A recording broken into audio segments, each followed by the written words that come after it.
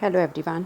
आज रिव्यू करेंगे सिकंदर के बारे में, क्योंकि मैंने ये मूवी देख ली है और अपना पूरा 1.5 घंटा मैंने बर्बाद किया है। ये मूवी 1.5 घंटे की नहीं है, ये मूवी 2.5 घंटे की है, लेकिन मेरे हौसले 1.5 घंटे से ज़्यादा के नहीं थे कि मैं ये मूवी देखती, और वो भी मैंने 1.5 की स्पीड पे देखी है ये मूवी।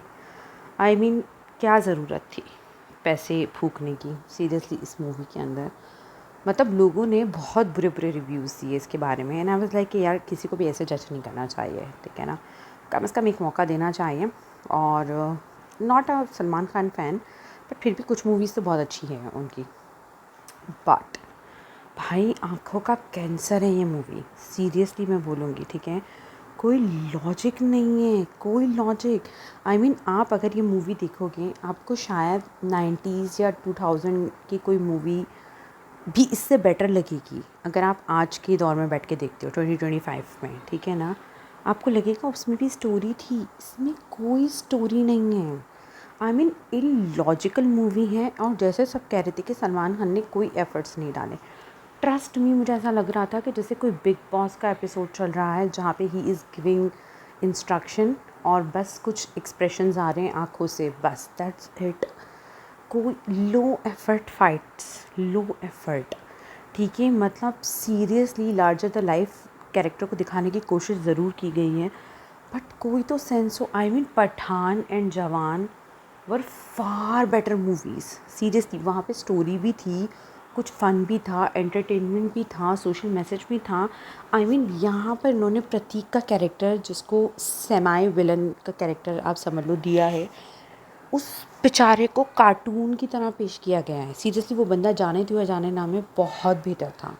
ठीक है कि वो एक एक्स पॉर्न स्टार को हैरेस कर रहा है और एरोस्टिस जो है उसको कोई फ़र्क नहीं पड़ रहा, एंड शी वाज लाइक कि ठीक है अब तो भाईजान पीटेंगे, सब टर्बुलेंस के लिए जी ओके रहें, और कोई वहाँ पर इंटरवीन करने को तैयार नहीं है।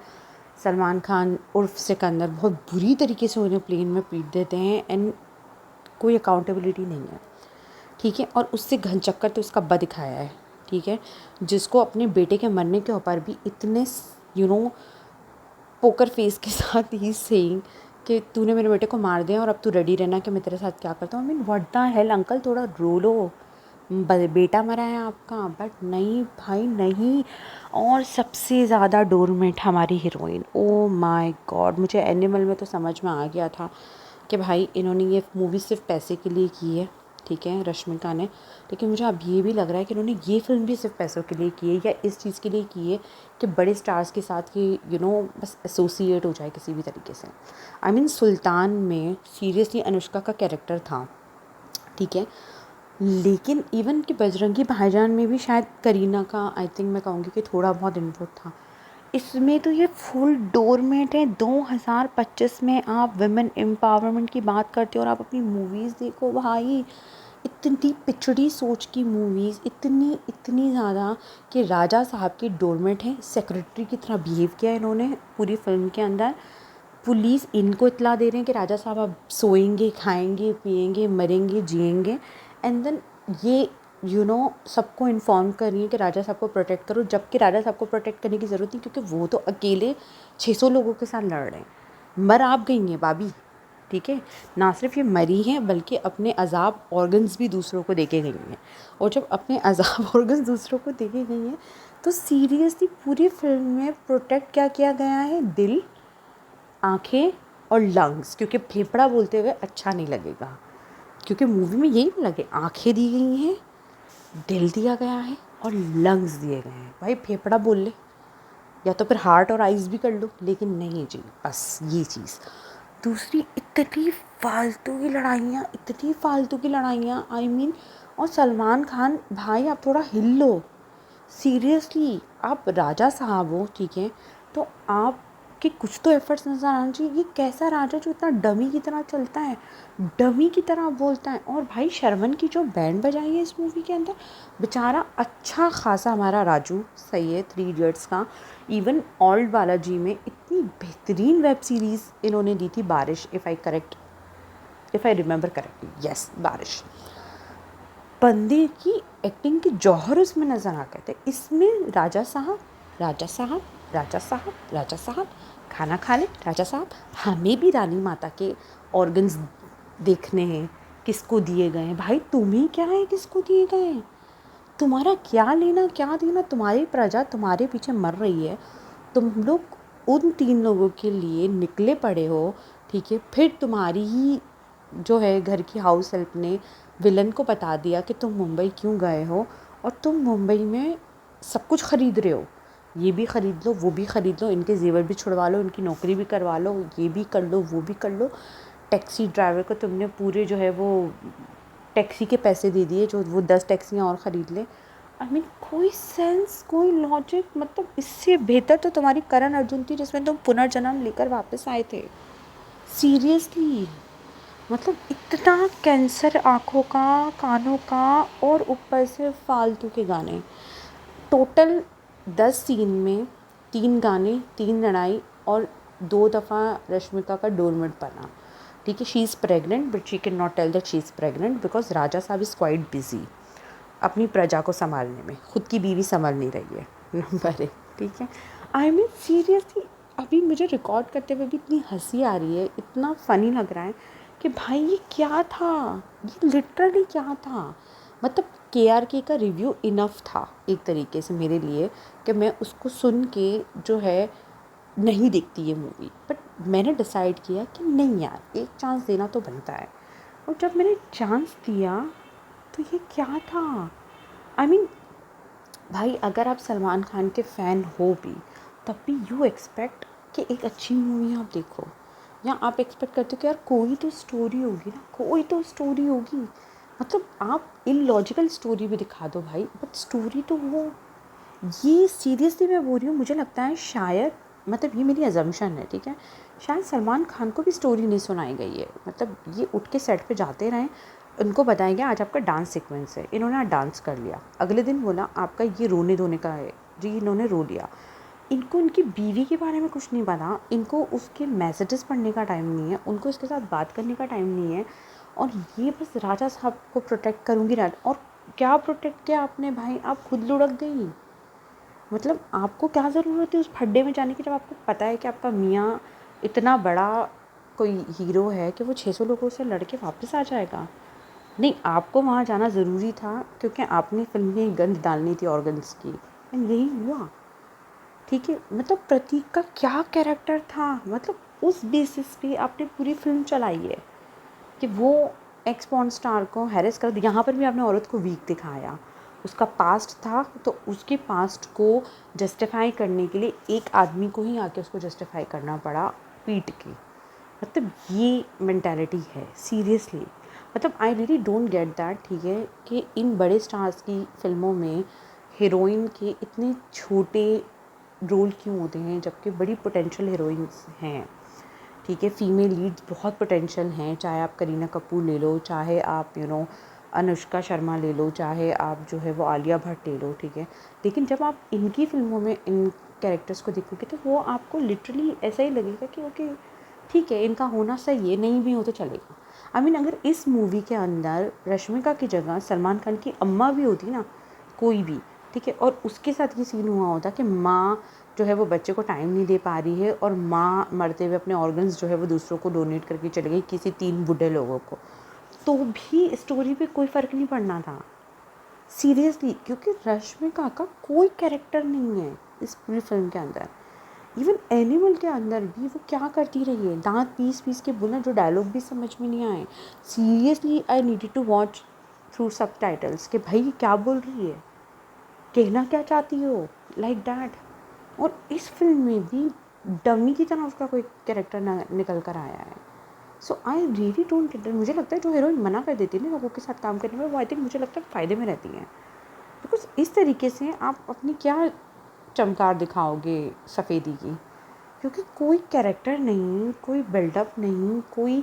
आप 2025 में इतनी ज़्यादा लो मेंटल लेवल की सोच दिखा रहे हो, जहाँ पे एम्पावरिंग की लोग बात करते हैं, जहाँ पर लिटरली लोग कोशिश करते हैं इक्वल राइट्स के बारे में बात करने की, आज़ाद मार्च, औरत मार्च, फलाना मार्च, ढिमकाना मार्च, और पता नहीं क्या क्या चल रहा है सोसाइटी के अंदर। वहाँ पर seriously I was so let down by this movie and I literally felt कि ये अगर आप इसको एंटरटेनमेंट की पर्पज़ से भी देखना चाहते हो तो इसमें क्या एंटरटेनमेंट है, जहाँ पे पहले सीन में लड़ाई है, दूसरे सीन में एक हल्का सा इमोशनल सीन है, तीसरे सीन में गाना है, चौथे सीन में फिर फाइटिंग है, and so on and so on and so on. Seriously Salman Khan ने डायलॉग्स ऐसे बोले हैं जैसे सीरियसली उसने मेरे बाप दादा चाचा सब पे एहसान किया है, सब पे एहसान किया है कि भाई लो एफर्ट्स। सीरियसली एक एंकर भी थोड़ा उछल कूद करके एंटरटेन कर लेता है ना, कोई डांसिंग शो, कोई सिंगिंग शो में, जहाँ पे आपको लगता है नहीं नहीं बेचारे ने यार एंकर ने मेहनत की है, ठीक है, चाहे वो टेलीप्रॉम्प्टर के ऊपर ही पढ़कर ही वो बोल रहा हो, बट एफर्ट्स नज़र आते हैं ना। यहाँ पर कोई एफर्ट्स नहीं है, कोई भी एफर्ट्स नहीं है सीरियसली। मतलब भाई मैं तो बोल रही हूँ, मेरी तो तौबा हो गई जो मैंने ये मूवी देख ली है, ठीक है सीरियसली। मतलब आँखों का कैंसर, इससे ज़्यादा मैं क्या ही कहूँ।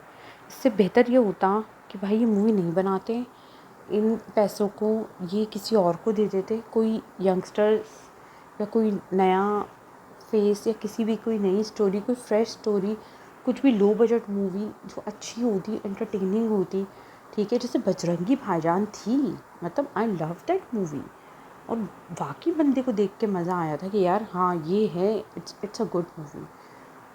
ये कौन सी राजा कौन सी प्रजा जहाँ रानी लुढ़क चुकी है, राजा को पता नहीं है, रानी बिस्तर मर्ग पे पड़ी हुई है, and Raja is saying to Sharman कि रानी साहिबा को कहिएगा कि उनके हस्बैंड उन्हें बहुत मिस करते हैं।